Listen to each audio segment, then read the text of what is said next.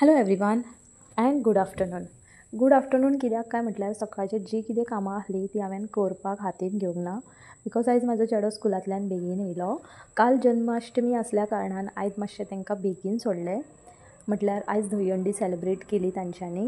सो थोडे जे पार्टिसिपंट्स आसले तांकां रेगुलर स्कूल आहलें आनी हांकां जे नॉन पार्टिसिपंट आहले तांकां बेगीन सोडलें.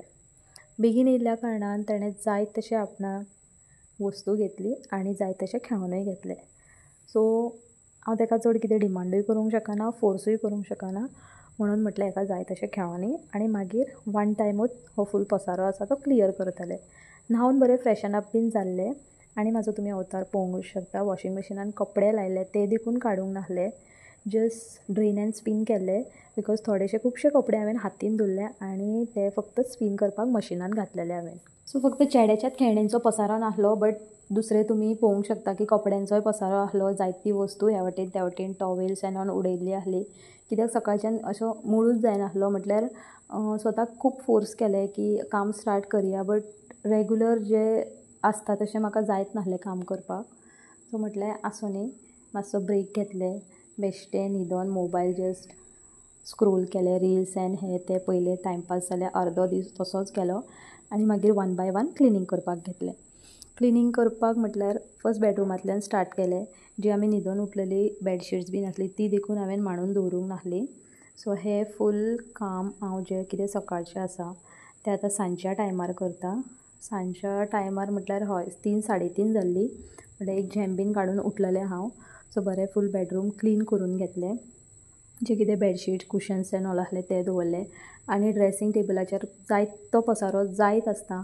हांव चडशे म्हाजे जे व्लॉग्स आसा तितून हो ड्रेसींग टेबल आसतातूच, बट रेगुलर यूज जाल्ल्या कारणान तो मॅसी जायत रावता आनी मॅसी जाता म्हणून आमी तो यूजूय करपाक बंद करूंक शकना बिकॉज तो एक लायक नीड जाल्लो आसा. सो मॅस जाता आनी तें आमकां काडचेंच पडटा. सो जें कितें अनयूज्ड म्हटल्यार रेगुलर लागना ती वस्तू हांवें भितन दवरली आनी जी कॉमन लायक ऑयल आनी बेश्टें एक कोम दवरलो आनी बरें तें मिरर एंड ऑल सगळें पुसून घेतलें.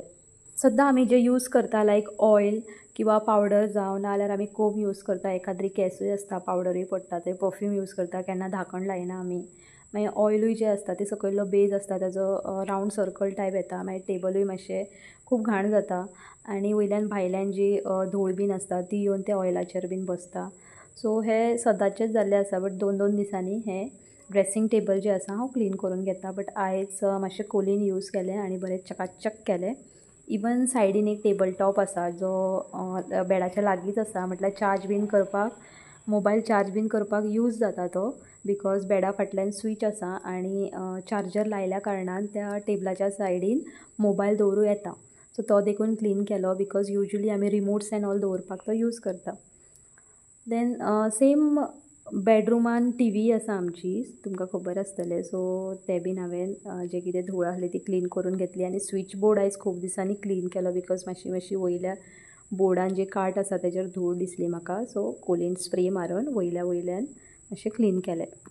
दुसरो जो हो बेडरूम आसा तितून हांव चड फोकस दवरिना because on an every time तो मॅसीच आसता बिकॉज आमचें जें कितें आमी डे टू डे कपडे घालता किंवा कबर्ड्स एंड ऑल आसा नाजाल्यार चडशे चेंजींग बीन आमी कपडे चेंज एंड ऑल करपाक आमी थंयच वयता. सो एवरी टायम मॅसीज आसता. सो त्या कारणान हो बेडरूम चडसो हांव दाखोवंक सोदिना. बट येस केन्नाय टायम मेळ्ळ्यार हांव सगळें क्लीन बीन करून दवरता. सो कपडे 2 दिसाचे आसले ते हांवें फूल फोल्ड बीन करून दवरलेले, बट कबर्डान दवरपाक म्हाका टायम मेळोंक ना. टायम आसलो बट जशें सांगलें तुमकां मूड नासलो आनी जें कितें आसलें तें बरें सारकें वेवस्थीत दवरलें. इवन बेडशीट बीन बरी मांडून दवरली आनी जें कितें पसारो आसलो तोय क्लीन केलो. विंडोज ओपन आसल्या कारणान खूब म्हटल्यार खूब वारो येतालो. इवन पडदे देखून विंडोचे सारके रावनासले. सो म्हाका विंडो बंद करची पडली, बट परतून मागीर अनकम्फर्टेबल फील जावपाक लागलें म्हणून परतून विंडो ओपन केली हांवें. आनी जे कितें कुशन्स आनी बेडशीट्स एक्स्ट्रा बेडशीट्स बीन आसली ते सायडीन दवरून फूल बेडशीट मांडून घेतली. झाडून दवरतकूच वयर जो कचरो बीन आसता, बिकॉज चेडो म्हाजो चड करून हे बेडाचेर बसून आपले जे कितें ड्रॉइंग एन ऑल करपाचें आसता किंवा शार्पन करता, पेन्सिलीचे जे कितें वेस्ट आसता ते पडलेले आसता, ते कदांची आमच्या दोळ्यान दिसना, बट न्हिदतकूच तोपता बीन ते आंगाचेर, म्हणून ती फूल झाडून बीन घेतली आनी हे फूल बेडरूम बरो क्लीन करून घेतलो आनी सगळें जातकूच विंडो बीन बंद केली. चडशी लायट बीन ऑफूच करून दवरता, जेन्ना केन्ना आमकां यूज जाता तेन्नाच आमी ऑन करता आनी हो बेडरूम आमी यूज करता. सो हांगातलो सगळो पसारो बीन क्लीन केलो, लायट बीन ऑफ केली आनी फुडलें काम करपाक घेतलें, म्हटल्यार मेन जो आमचो आसा तो हॉलान येयलें आनी हॉलान खूब पसारो आसलो. कॉर्नर टू कॉर्नर म्हाका क्लीन करपाचो आसलो. सो हो जो बारीकसो टब आसा तितून जायती फूल खेळणी म्हाज्या बापाची आसा ती भितन दवरता आनी जेन्नाय ताका खेळपाचें अशें दिसता तेन्ना तो टब घेता आनी तातूंत सगळे आपले जे कितें टॉयज आसा ते घेवन खेळत आसता. सो अशें कितें दवरलें टब बीन म्हणटकूच तातूंत घालपाक आनी केन्ना यूज करपाकूय कॅरी करपाकूय बरो पडटा. आनी हे जे तुमी नोट्स पळोवंक शकता, हे खरे नोटी न्हू, तुमकां पळोवनूच कळ्ळें आसतलें हे खोटे नोटी. ते म्हटल्यार भुरग्यांचे कितें 5 रुपीजांचे पॅकेट्स वेफर्स बीन मेळटा, तितून तांकां लॉटरी लागता म्हणटा आनी ते नोट्स बीन आसता, 50ची आसता, 100चे, 500चे, 200चे नोट्स बीन आसता.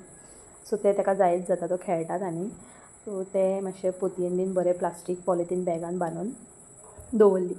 मागीर जो कितें हॉलान कचरो बीन आसलो तो फूल झाडून घेतलो आनी जायत तो कचरो आसलो फूल कॉर्नर टू कॉर्नर हांवें क्लीन करूंक ना, बट वयल्या वयर मातशें झाडून घेतलें आनी हय तुमी पळोवंक शकता म्हाजो हॉल फायनल लूक फूल पसारो काडटकूच. बट इतलो पसारो काडून देखून बाबान म्हाज्या परतून खेळणी खेळपाची मांडून दवरली. खेळणी नासली, टॉयज नासले तेजे, बट किचनांतली जी कितें आयदनां थोडी ग्लासीस एन ऑल आसली ती हांगा दवरली.